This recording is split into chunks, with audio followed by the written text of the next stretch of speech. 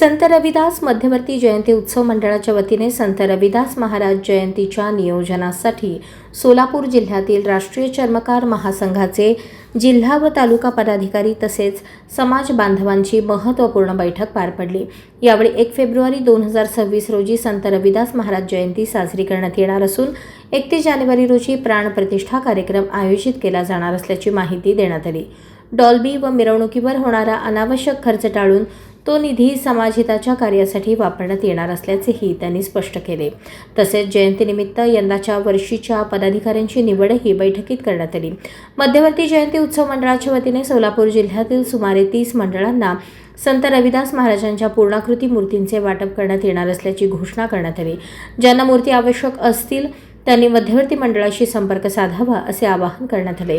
या बैठकीस राष्ट्रीय चर्मकार महासंघाचे संजय शिंदे, परशुराम मगरुमखाने, राम कवाडे, गणेश तुपसमुद्रे, दत्ता मस्तूर, नागेश मगरुमखाने, बाळासाहेब बाळसंदे यांच्यासह मोठ्या संख्येने समाज बांधव उपस्थित होते।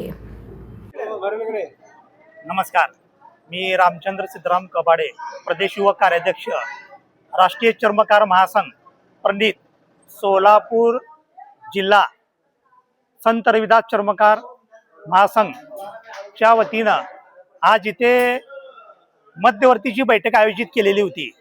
तर येणाऱ्या माघ शुद्ध पौर्णिमेला 1 तारखेला रविदास महाराजांची जयंती ही संपूर्ण भारतामध्ये मोठ्या प्रमाणात साजरी केली जाते व तोच उत्सव आपल्या सोलापुरात सुद्धा मोठ्या प्रमाणात उत्साहात साजरा केला जातो।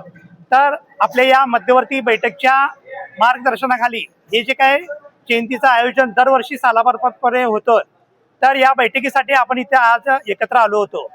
तर आजच्या या बैठकीच्या ठिकाणी या वर्षीचे नूतन पदाधिकारी निवडण्यात आले व तसेच जयंती उत्सवचा कार्यक्रम याची रूपरेषा कशा असेल याचाही इथे चर्चा करण्यात येऊन त्याच्यावर एकमताने फायनल करण्यात आलेला आहे। तर आजच्या या बैठकीचे अध्यक्ष आमच्या बार्शीचे राष्ट्रीय चर्मकार महासंघाचे ज्येष्ठ कार्य श्री दत्ता मस्तूर हे होते।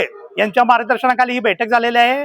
बैठकीमध्ये असं ठरलंय की 31 तारखेला आपल्या या पार्क चौकामध्ये संत रविदास महाराजांच्या मूर्तीची प्रतिष्ठापना केली जाईल व 1 तारखेला मोठ्या प्रमाणात हा कार्यक्रम घेतला जाईल। याच्यामध्ये विविध कार्यक्रम ठेवण्यात आलेले आहे। वेगळ्या भागामध्ये असे वेगवेगळे कार्यक्रम इथे घेण्यात आलेले आहे।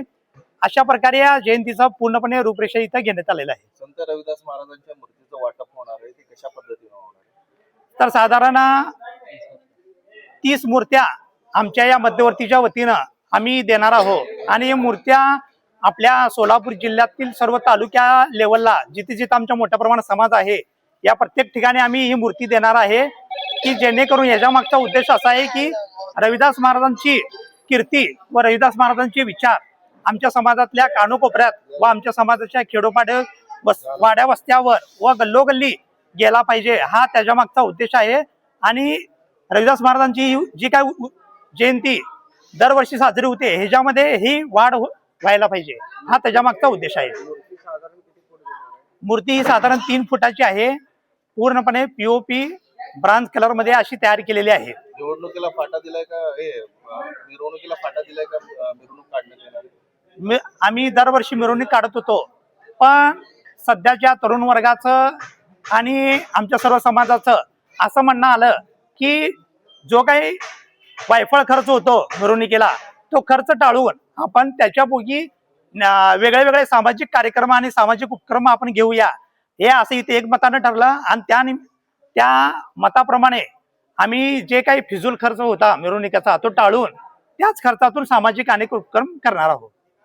संत रविदास महाराज की जय, संत हळ्या महाराज की जय, संत हळ्या महाराज की जय, डॉक्टर बाबासाहेब आंबेडकरांचा जय, डॉक्टर बाबासाहेब आंबेडकरांचा जय, शिवाजी महाराजांचा जय, अण्णाभाऊ साठे